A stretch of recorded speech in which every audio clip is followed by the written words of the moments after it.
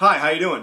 This is Mr. Mazuka. We're back here for another review session. This is going to be the Chapter 8 review session. You might have remembered me from Chapter 7, the articles, whatever happened to them, and of course Chapter 9, Thomas Jefferson. Who is he? I don't know. Here we have Dominic. Say hi, Dominic.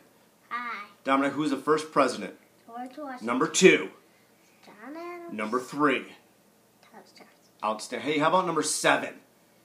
Andrew Jackson. Nice. He's our favorite. And this one here, his name is Joey. Hi, say hi, Joe. Hi, Google. Okay, yeah, again, we don't know where he came from. He doesn't speak English, but he's a lot of fun. Joe, wave again. Joe, wave. Hi, Google. Again, he speaks English. He's available for birthday parties, bar mitzvahs, and any inauguration. So he's a lot of fun. He's you can rent him out whenever you want, okay? $10. Okay. So, Chapter 8. Bye, Google. Yeah, bye, Joe. George Washington, 1789 to 1797. He is known for setting precedent. He is known for establishing the first cabinet and really running only 2 terms. So from the domestic issues in his first term, Bill of Rights, Judiciary Act of 1789, which established the Supreme Court, and in the second term, we're going to deal with foreign relation issues, mainly with England stopping our trade, impressing our sailors, and really not recognizing our neutral rights. So let's start with his cabinet, guys that you need to know. Thomas Jefferson, Secretary of State. He was more of his philosophy was not a big, strong central government, tying us with French. And our Secretary of the Treasury, his philosophy, his vision was a capitalist nation, modeled after Great Britain. Rural was, in his mind, associated with Jefferson. And what Hamilton Daddy, wants, ready for us? what Hamilton wants is a strong central government with urban and industrialization. Hey, Joey. Okay, this is what I have to deal with day in and day out. Hey, all right, Joey. beautiful. Yeah. So, all right, let's move on. Hamilton's plan for America, funding and assumption bill, the funding bill. He was going to pay off. It was going to be the central government's ability to pay off all those debts, the bonds from selling from the Revolutionary War. So the funding bill, he wants to show the wealthy in America that the American government has credit and has the ability to pay off any of those war bonds for the Revolutionary War. Okay? See ya. Okay. Thanks. Now, Hi. so if you bought one of those bonds from the war, Hamilton proposed that they'll be paid off at full value to the people who own them now, not the originators. The assumption bill was to assume state debt, and so the central government would assume all the state debt from the states concurred from the Revolutionary War, and that way, when the federal government is in debt, they have the ability to tax. So that was really his goal for the funding and assumption bill, to garner a debt for the central government and then to tax. To prove that the central government could back up its claims, the whiskey tax was passed in 1794, excise tax on the Western farmers' selling of alcohol. And when they revolted, the military came in, the central government came in and crushed the Western farmers, and to show that the central government is absolutely in business, and there's a hierarchy: central government, state governments. So one of the ways that Hamilton proposed establishing our trade was a protective tariff. All right, he wanted to encourage. Manufacturing, domestic manufacturing. While also kind of aligning us with trade with Great Britain. On the flip side of that, you have the Jeffersonians, or the Republicans. Pizza. Too loud, guys. Thanks.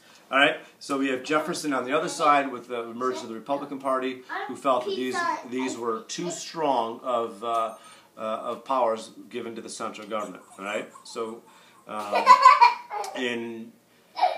Washington's second term, we have the emergence of England really infiltrating us and stopping our trade, and we also have France trying to recruit Americans for their war against England, and we have the result of a diplomatic nightmare, and the United States is kind of caught in between.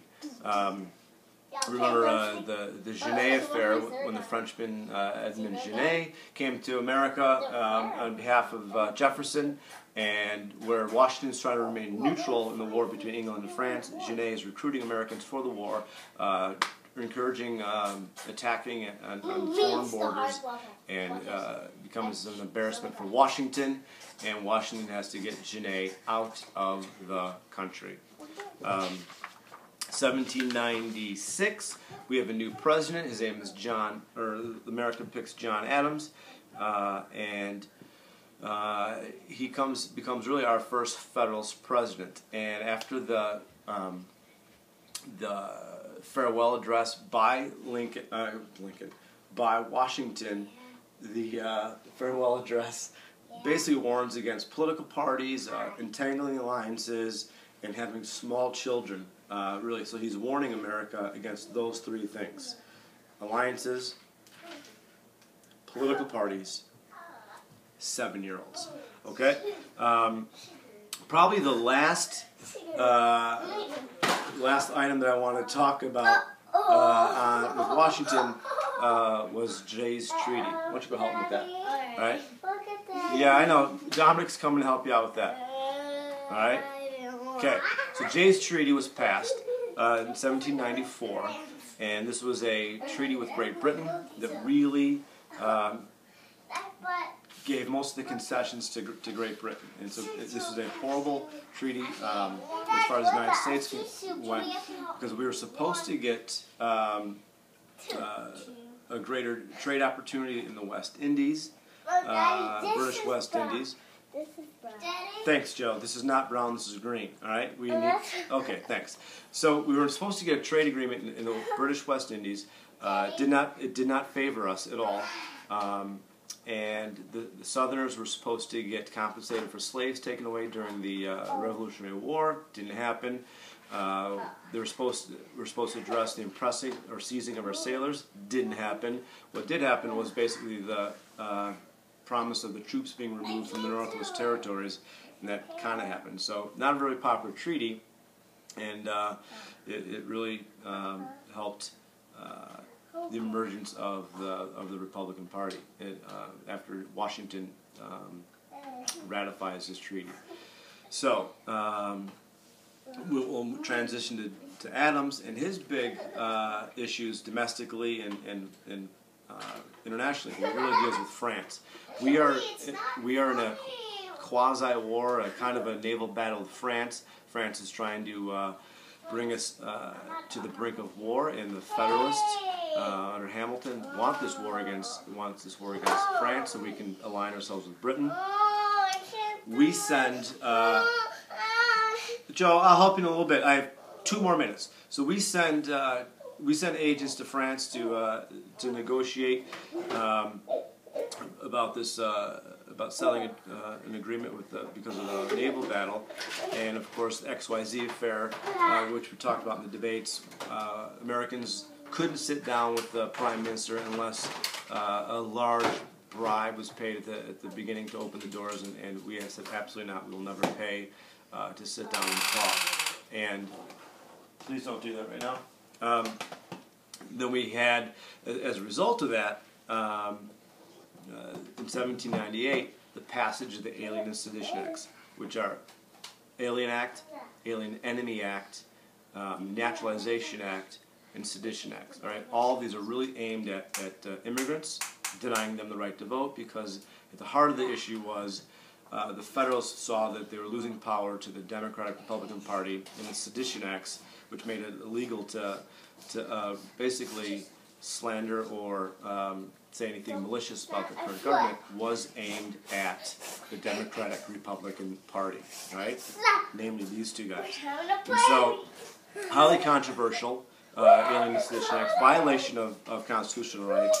and it was the topic of the Kentucky and Virginia resolutions by Madison and Jefferson that basically said, look, if a federal law is, they believe, a violation of rights, that it's the duty of the states to make them null and void. And that starts a precedent of states challenging the federal government. Just before Adams leaves office after the election of 1800, he of course appoints those midnight judges, and one of the most important judges he appoints is, of course, will be John Marshall. So this will transition us into Chapter 9, the Revolution of 1800, and the election of Thomas Jefferson. And we are here. We're done. I hope this helps. Hope these guys weren't much of a distraction. Exactly. Okay. Okay. Take care, and we'll see you tomorrow. Bye-bye.